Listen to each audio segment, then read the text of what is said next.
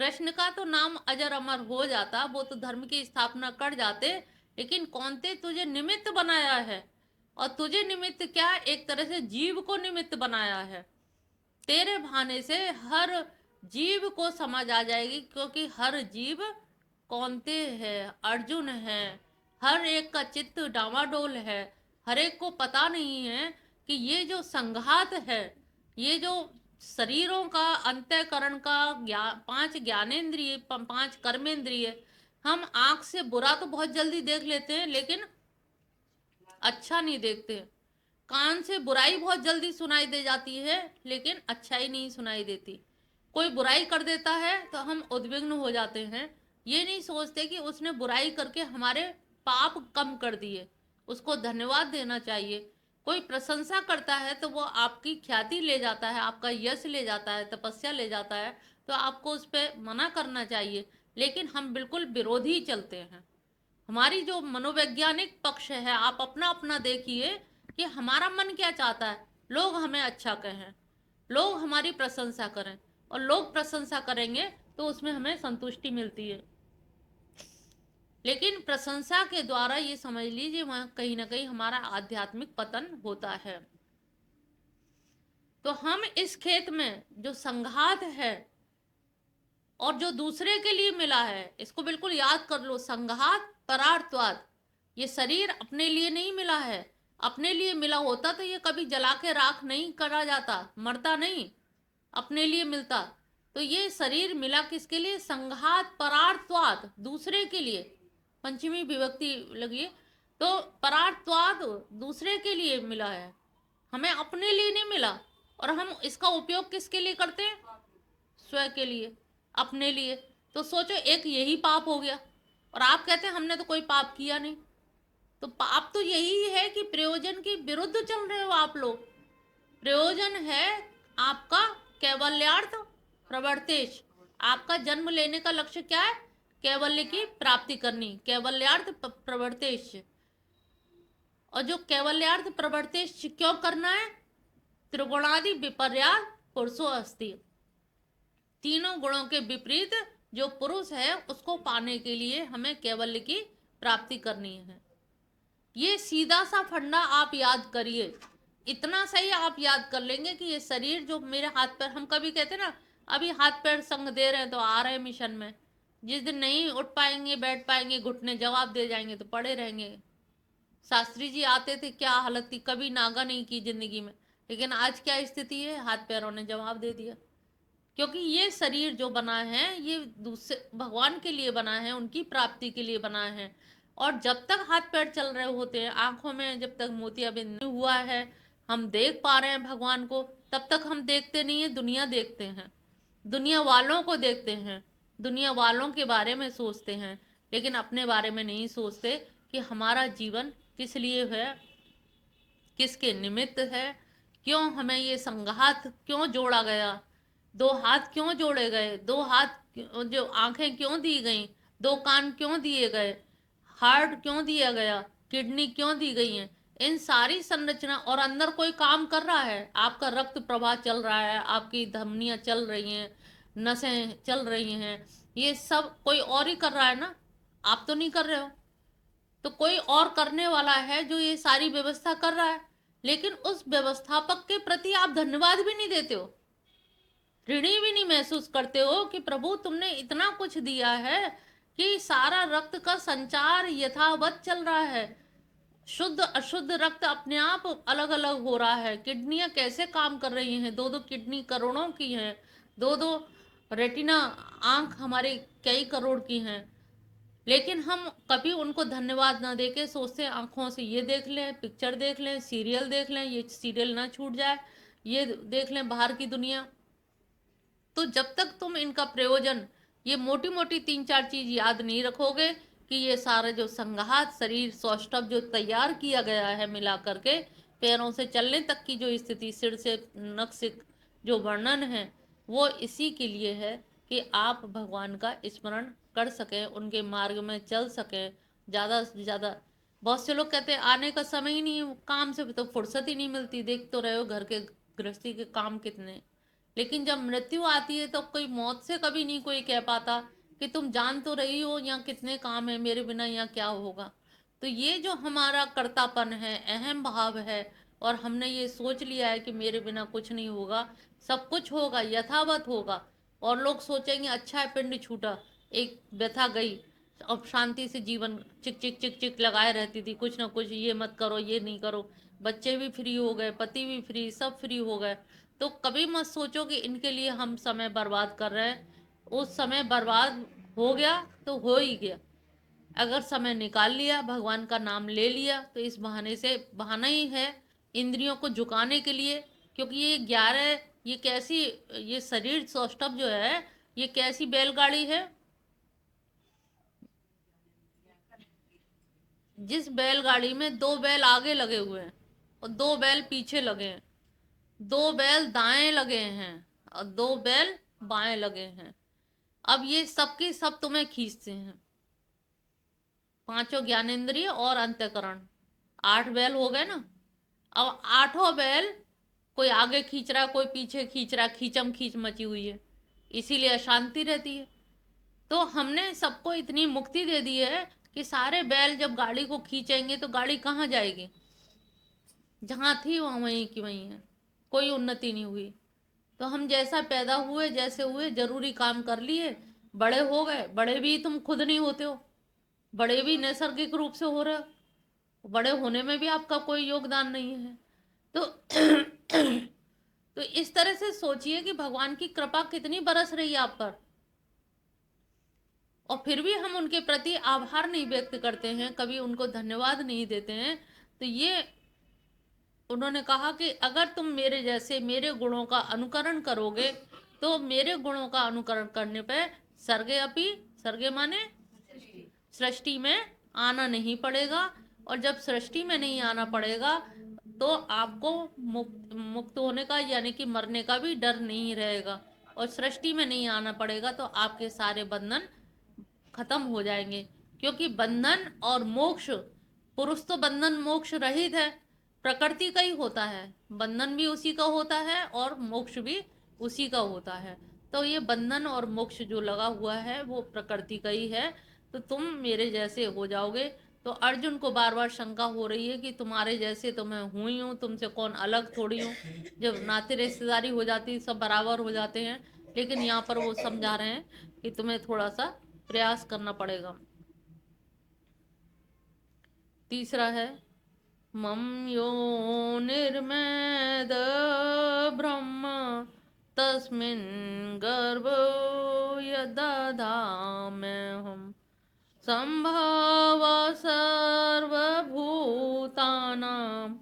यतो भवति भारत। मम योनि महत, अक्सर ये कहा जाता है सब जगह भगवान विराजमान है, कण कण में, जड़ में, हर जगह वासुदेव सर्वमिति।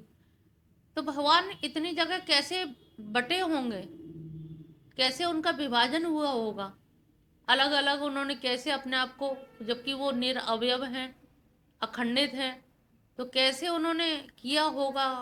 तुम्हारे हृदय में भी है, इनके में भी है, जितने बैठे हैं सबके हृदय में भी है। तो यहाँ पर वो समझा रहे हैं मम योनि, ये जो प्रकृति है वो मेरी योनि है। महत प्रकृति जिसे कहते हैं, तो पूरे ब्रह्मांडों की जो प्रकृति है वो मेरी योनि है। और मैं उसमें तस्मिन गर्भ तदाम्यम, उसमें मैं गर्भ का आधान करता हूँ, गर्भस्थ करता हूँ प्रकृति को, क्योंकि प्रकृति तो जड़ है, और गर्भस्थ करता हूँ। संभव सर्वभूतानाम ततो भवति भारत, और तब से ही सारी जो जीव में, जितने भी जीवात्मा हैं, जड़ है, चेतन है, सब में मेरा अंश चला जाता है। जब प्रकृति में वही है तो जीव में भी वही आ गए। जब गर्भाधान उन्होंने ही किया है तो गर्भाधान के द्वारा सबके सब जीवों में, जंतु में, चाहे मोर, पशु पक्षी, कुकर सुकर, सब जीवों में जहां जहां प्राण है, अप्राण है, सब में वही विद्वान है। उसी से उन्होंने सब भूतों की उत्पत्ति होती है। क्योंकि जो भी उत्पत्ति हुई वो प्रकृति और पुरुष मिलके हुई। तो जो जो उत्पत्ति हुई उसमें मेरा गर्भाधान है, और गर्भाधान होने के कारण वीर मेरा ही है, इसलिए किसी को भी अलग मत समझो, सब मेरे ही अंश हैं। ममे वांशो जो कहा है, ममे वांशो जीव लोके जीव भूता सनातन, वो इसीलिए कहा है क्योंकि मेरा अंश सब में, हर जीव के अंदर विद्यमान है, कहीं कोई मुझसे बाहर नहीं है। तो यहाँ पर क्या हुआ कि गर्भ भी वही और गर्भाधान करने वाले भी वही, दोनों में कोई अंतर नहीं है। सर्व योनिषु कौन्तेय मूर्तय संभवन्ति या तासां ब्रह्म बीज प्रदपिता। सर्व योनिषु यानी कि तुम ये ना समझो मनुष्यों के लिए जितनी भी सर्व योनि जितने भी हैं, किसी भी तरह की योनि हो, सभी में कौनते जितनी भी मूर्ति उत्पन्न होती हैं, जितने भी लोग पैदा होते हैं या संभावना है, उन सबकी योनि महद ब्रह्म, माँ भी मैं ही हूँ, तासाम ब्रह्म महद योनि बीज प्रद पिता, और पिता भी मैं ही हूँ। तो माता भी मैं ही हूँ और पिता भी मैं ही हूँ। तो यहाँ पर द्वैत खत्म हो जाता है। प्रकृति भी वही, पुरुष भी वही, योनि भी वही, वीर भी वही, तो और आधान भी वही कर रहे हैं, योनि भी वही और आधान करने वाले भी, गर्भाधान करने वाले भी वही हैं। उनसे बाहर कोई भी चीज नहीं है। जो अद्वैत वेदांती जो होते हैं ना, कहते हैं ना कि ब्रह्म के एक ब्रह्म है, अब एक ब्रह्म है, अब एक ब्रह्म से कैसे ये सारा कुछ संरचना हुई, तो वही उन्होंने बताया कि एक ब्रह्म से किस प्रकार से ये डिवीजन हुआ, कैसे बंटवारा हुआ, कैसे भिन्न भिन्न योनियों से किस प्रकार से मैं उत्पन्न हुआ। सत्वं रजस्तम इति गुणा प्रकृति संभवा निबध्यति महाबाहो गेहे देहि नवयम्। सतरज तम तो पहले ही बता दिए गए थे, ये प्रकृति से उत्पन्न होते हैं, और इन तीनों की जो साम्य अवस्था होती है उसी को हम प्रकृति कहते हैं। ये तीनों अव्यय, अविनाशी, निर्विकार, देही को देह में बांध देते हैं।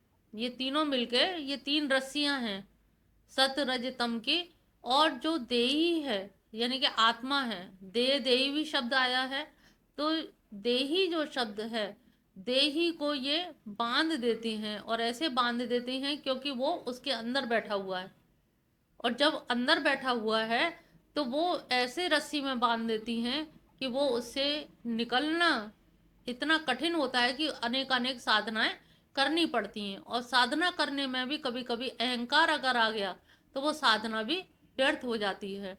तो साधना करना कठिन बहुत है। इस देह से, प्रकृति के तीन गुणों से निकलना बहुत कठिन कार्य है, लेकिन इतना कठिन कार्य है कि कितनी भी साधना, बड़े बड़े साधक हैं, बड़े बड़े ऋषि मुनि हैं, बड़े ऋषि मुनियों को जो हजारों वर्ष से तपस्या कर रहे हैं, लेकिन लास्ट मोमेंट पे पता लगा पतित हो गए, एक अप्सरा आ गई तो वो मोहित हो गए और सारी तपस्या व्यर्थ कर। और सौभरी ऋषि का ही वर्णन जैसे मिलता है, मानधाता की 50 कन्याएं जो जल को भी स्तंभित करके तपस्या कर रहे हैं, लेकिन मछली की मैथुन क्रिया को देख करके उनका भी मन विचलित हो गया, और विचलितता में उन्होंने तपस्या के बदले में क्या मांगा? विवाह। और विवाह जैसी चीज मांग के 50 कन्याओं से उन्होंने कहा, मानधाता को मालूम था मेरी पुत्रियां सुंदर है, इनको पसंद तो कोई करेगा नहीं, उन्होंने तपोबल से सौंदर्य प्राप्त किया, युवावस्था प्राप्त की, और इतने सुंदर और युवा अवस्था में हो गए, तो उन्होंने कहा कि मानधाता ने छूट दे दी कि भाई देख लीजिए, आपको कोई पसंद करे तो देख लेना, भाई मना कर नहीं सकते। ऋषि मुनि श्राप दे देते हैं। अंदर जब राज दरबार में गए तो जिसने भी देखा सभी ने वरण कर लिया, एक एक एक एक करके सब हाँ करने लगी, नहीं हमारे पति होंगे, नहीं ये तो हमारे होंगे, ये तो हमारे होंगे। 50 की 50 पत्नियां तैयार हो गई। फिर अंत में ये हुआ कि भाई मैं 50 से ही विवाह करने को तैयार हूँ। सोचिए, एक छोटी सी क्रिया, दर्शन इंद्रिय, केवल एक इंद्रिय से पहले सहज कर लेते तो एक इंद्रिय ने कहां से कहां तक पहुंचा दिया। बहुत से कहते हैं ना, केवल हमने जरा सुनी तो थी उनकी बात, केवल देखा ही तो था। केवल देखने मात्र से इतना बड़ा उनका नुकसान हुआ। बहुत दिन उन्होंने भोग वासना में लिप्त रहे। फिर उनकी आंखें खुली कि अरे, मेरा जैसा मूर्ख जिसने इतनी बड़ी तपस्या की, और तपस्या करने के बाद क्या मांगा तपस्या के एवज में, कितनी हल्की चीज मांग ली और मेरी तपस्या व्यर्थ चली गई। तत्काल उन्हें वैराग्य हुआ, होश आया, और फिर वो सन्यास की ओर उन्मुख हुए। तो कहने का तात्पर्य है कि ये जो गुण हैं, प्रकृति के जो गुण हैं, बड़ी मुश्किल से देही को निकलने देते हैं। वो इतनी 3 बटकी वो ऐसी रस्सी है, मजबूत रस्सी है, जो बांध लेती है, और बांधने के बाद वो छोड़ना या छूटना बहुत, तभी कहते हैं ना जन्म जन्म लग जाते हैं। क्योंकि जन्म इसीलिए लग जाते हैं कि थोड़ा थोड़ा कम करते करते करते करते तब कहीं देही उससे मुक्त हो पाता है। तो मुक्ति में बहुत समय लग जाता है, जबकि वो अव्यय है। और लेकिन ये बांध इतना कस के लेती है, उसका कोई आकार भी नहीं है देखा जाए। जैसे रस्सी किसी चीज को बांधे तो कोई आकार तो होगा, और यहाँ पर वो क्या है, अव्यय, उसका कोई आकार भी नहीं है। लेकिन रस्सी फिर भी उसको इतना कस के बांध लेती है कि वो निकल नहीं पाता, और उसके लोभ लालच में वो बंधा ही रह जाता है हमेशा हमेशा के लिए।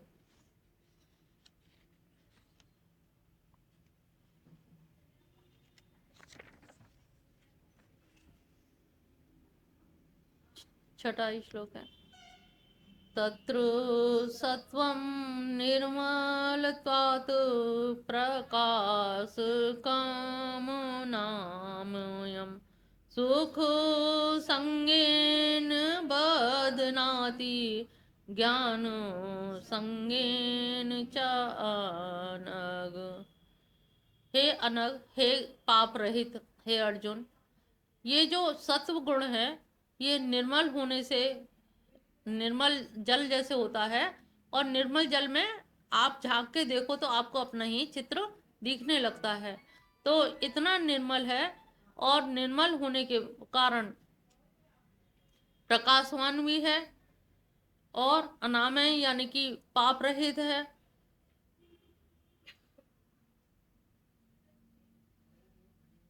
लेकिन सुख संगेन बंधनाती, ज्ञान संगेन, कभी कभी हमें ज्ञान का अहंकार हो जाता है, ज्ञान है हमें बहुत, और ज्ञान में हमारी खूब पूजा पाठ भी हो रही है, लोग पूज रहे हैं, महिमा मंडित हो रहे हैं, दूर दूर से लोग चले आ रहे हैं। तो सुख संगेन, तो वो सुख का संग मिल जाता है, ज्ञान भी मिल गया और सुख भी हो गया। तो उस सुख संगेन और ज्ञान संगेन, ये दोनों भी बांध लेते हैं। उससे क्या है, हमारे आगे की प्रोग्रेस भटक गया, आगे की प्रोग्रेस रुक जाती है। जो कैवल्य की मुक्ति थी, जो मुक्ति की ओर जा रहा था, तो ज्ञान तो उसने कर लिया साधनों के द्वारा, वो जान रहा है कि ये नश्वर है और मुझे उसको प्राप्त करना है, सब कुछ जान रहा है। और जिंदगी में भी इतने सुख वैभव हो गए कि लोगों ने बड़ा चढ़ावा दिया, बहुत गाड़ी घोड़ा हर सुख संभव जो बड़े बड़े लोगों को होता है, वो उन मठाधीशों को हो रहा है। तो उनको लगता है कि ज्ञान से हमें इतना सब कुछ मिल गया, सुख से चैन की जिंदगी गुजर रही है, भगवान का नित्य नैमित्तिक जो कर्म करते हैं उसे कर रहे हैं।